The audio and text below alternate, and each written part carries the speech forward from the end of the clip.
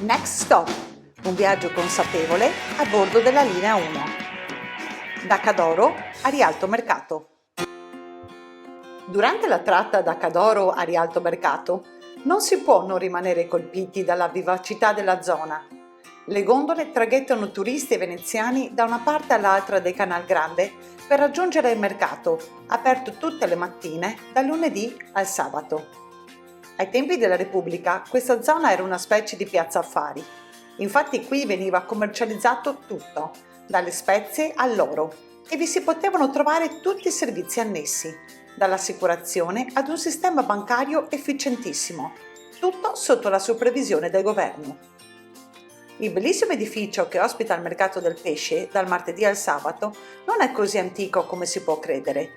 Risale agli inizi del Novecento e rimpiazzò la precedente struttura ottocentesca in ferro battuto. Dal lato della Cadoro si trova Cada Mosto, il palazzo più antico sul Canal Grande. Forse la facciata vi risulterà familiare. È infatti il palazzo che crolla in 007 Casino Royale, ma non credete ad Hollywood.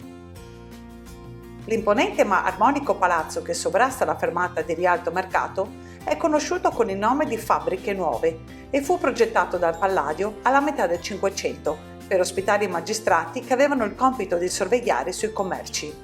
Oggi ospita il Tribunale di Venezia. Nelle vicinanze si trova la chiesa di San Giacometto di Rialto, le cui fondamenta sono così antiche da datare la città stessa a 421 d.C. Nello stesso campo fa bella mostra di sé il Gobbo di Rialto, una scultura che, assieme alla pietra del bando collocata al suo fianco, veniva utilizzata per la lettura dei proclami e quella dei nomi dei condannati a morte. Next stop, Rialto.